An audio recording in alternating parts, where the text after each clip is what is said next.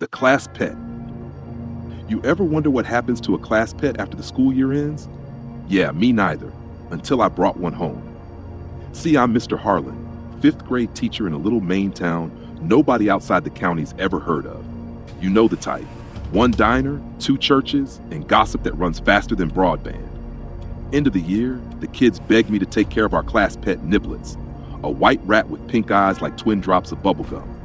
I said yes because I didn't want to be that teacher, the one who says no to a room full of kids looking at you like you just crushed Christmas. The janitor joked as he handed me the cage. Careful, Mr. Harlan, that thing's smarter than it looks. I laughed. He didn't. That's when I should have known something was off. The first night, Niblet sat in the corner of his cage, perfectly still, watching, not like a pet, like a person. Eyes tracking me, slow and deliberate. I told myself rats are curious creatures. That's what the care pamphlet said anyway. But when I woke up the next morning, the cage door was open. Not broken, open. The latch still intact.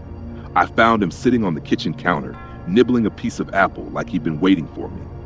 I put him back in the cage, double-checked the lock. This time, I heard the click.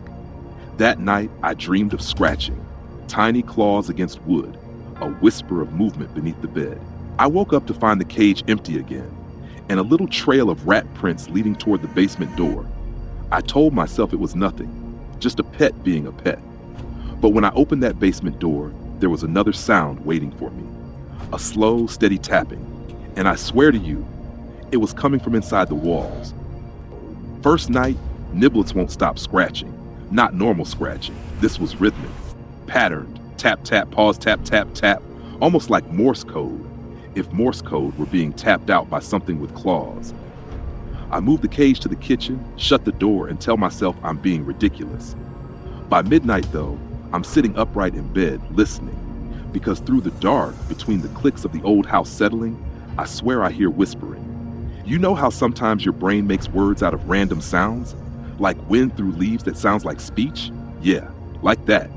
Only it keeps saying my name. Soft, wet Harlan. The next day, the cage door's open again. Not broken, still latched tight from the outside. The rat's gone. I search everywhere, kitchen, bedroom, even the crawl space.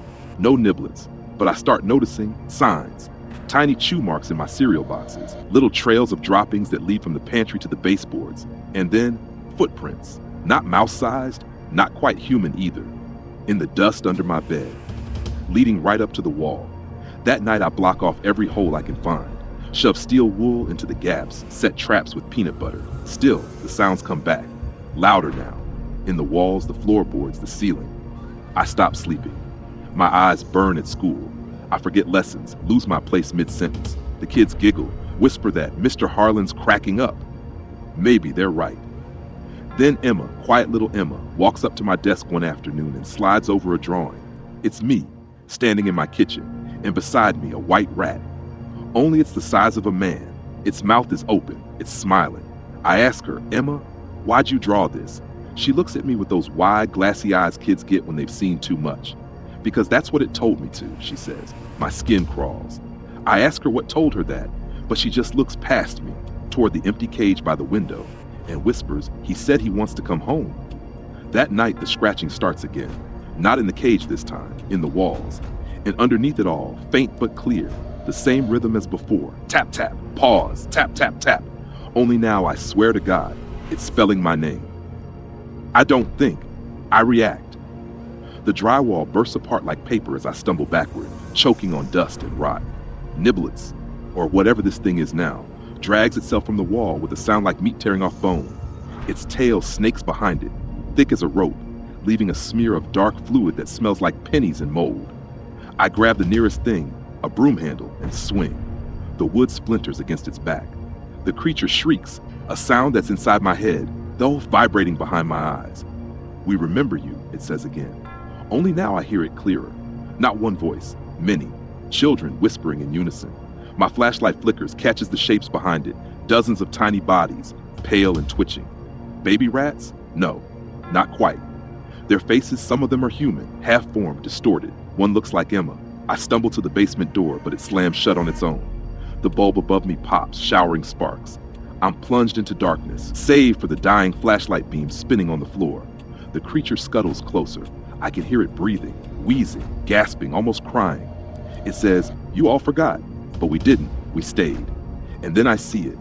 The remnants of little collars, tags, class pets, hamsters, rabbits, turtles, all of them twisted into that fleshy, having shape. The kids had kept new pets each year, hadn't they? And every summer, one teacher took them home. "Why me?" I whisper. The thing tilts its head, pink eyes glowing in the dark. "Because you promised to take care of us." I run for the fuse box, rip it open, yank the main lever. Sparks erupt, electricity snapping like a whip. The thing screams, a sound that makes the walls tremble. Its body convulses, lights flickering like strobe flashes. I grab the fallen cage, the old wire one from the classroom, and hurl it over the creature, pressing it down as the current arcs through metal. The smell of burning fur and ozone fills the air. Then silence, the flashlight dies. For a heartbeat, everything is still. My ears ring, my breath shakes. Then, just as I start to believe it's over, something moves in the ashes. Tiny, slow, persistent. Tap, tap, pause, tap, tap, tap. And I realize it's not coming from the walls this time. It's coming from inside the cage. I wake up in a hospital bed with the stale taste of smoke in my mouth and my hands bandaged to the wrists. The nurse says I was found unconscious on my kitchen floor, drywall dust in my hair, blood on my shirt, the power blown out across half the block. They tell me there was no fire, no intruder, no rat, just me in the wreckage. The police ask questions. They always do. I tell them I was tearing down a wall for a remodel. They don't believe me, but they don't press either. Small towns like ours don't like questions that don't have easy answers. The janitor stops by my classroom the day I return. He stands in the doorway, mop in hand, staring at me like he's seen a ghost. "Everything all right, Mr. Harlan?" he asks. "Fine," I lie. He nods, but I can tell he doesn't buy it. His eyes flick toward the empty spot on the shelf where Niblet's cage used to sit. "You know," he mutters, "some things don't stay gone." Then he leaves. The kids made me a welcome back card, construction paper, glitter, crayon smiles, sweet gesture, except buried in the stack is one of Emma's drawings. It's me again, my classroom, my desk. Only now, I'm the one inside the cage, and behind me, scrawled in a jagged, childish hand, is the same pattern that haunted my nights. Tap, tap, pause, tap, tap, tap. I pull her aside after class, voice shaking more than I mean it to. "Emma," I say softly, "why'd you draw this?" She shrugs, eyes distant. "Niblets told me to. He said you'd take care of us forever." I freeze. The fluorescent lights above us hum, steady, rhythmic. Tap, tap, pause, tap, tap, tap. When I get home, the house feels different, colder. The walls, patched and painted, seem to breathe when I'm not looking. At night, I swear I hear it again, faint, crawling, scratching behind the plaster.